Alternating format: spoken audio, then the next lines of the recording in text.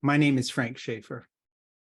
Just in time for the 4th of July weekend, the Supreme Court has handed down a number of rulings that shock the sensibility of anybody who hopes and dreams and prays for a more inclusive, better, more open-minded, fair, tolerant, pro-education, pro-science, pro-civility country.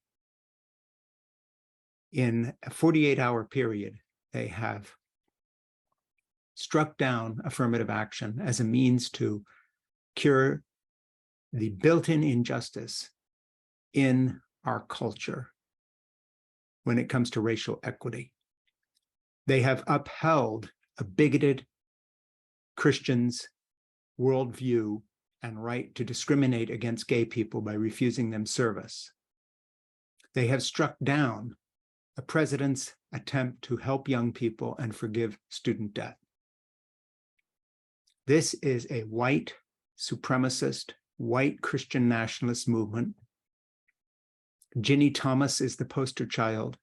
The billionaires funding the Supreme Court justices by bribing them with vacations, airline tickets, perks to get their way and reshape America into a white, oligarchic, controlled, white supremacist, fascistic nation of theocracy rather than democracy are having their way.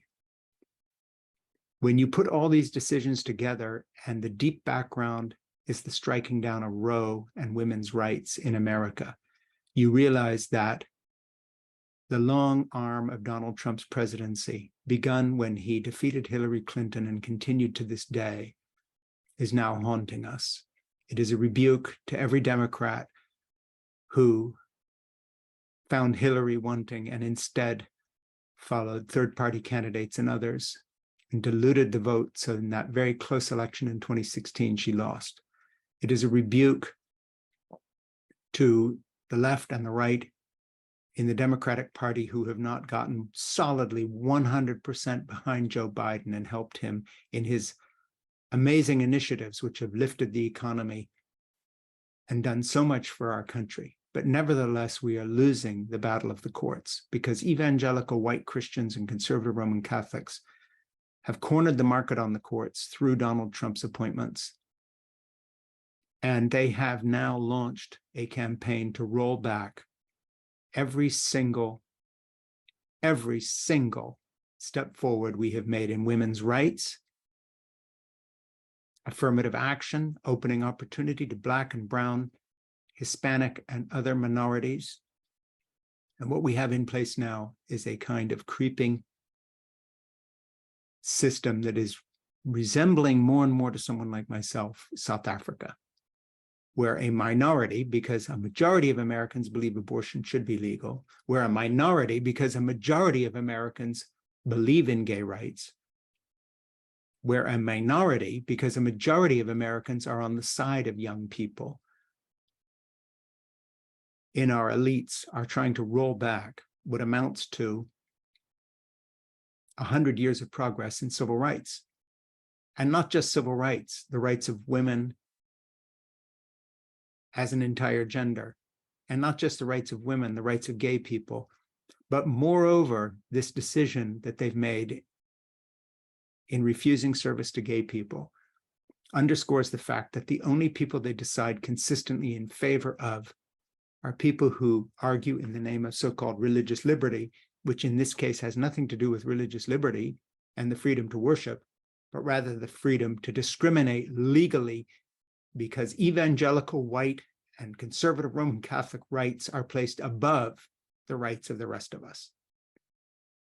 We are beginning to understand what women in Iran feel like, or Saudi Arabia, or minorities in countries that oppress all other points of view.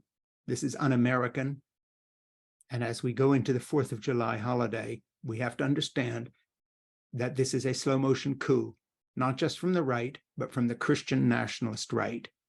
You are watching the undermining of democracy before your very eyes, and the undermining of the will of the people and the majority by a new apartheid state which is treating everyone who is not part of the evangelical Roman Catholic establishment, the diminishing number of white older people my age, I'll be 71 in August. Unless you are in that cohort, you are out of favor. Young people are being attacked, whether it's application to college or once you're in college, student loan forgiveness. Only the rights of the evangelical and conservative Roman Catholic bigots are being upheld. And their rights are being extended, not just upheld, extended at the expense of whole other entire communities of Americans. And this does not reflect the will of the majority. These decisions reflect the will of the billionaire Republican donors who have shaped our Supreme Court and shaped our politics, and the evangelical leaders like Franklin Graham and Ralph Reed and the other insidious people who wormed their way into the process through Donald Trump. This is a horrible moment in American history. If this does not imply that we need to step out of our comfort zone and fight for the Democratic Party, which is now the only political party in America, the other having become a cult in worship of Donald Trump, this false savior, if this does not motivate us, then we deserve what's coming. My name is Frank Schaeffer.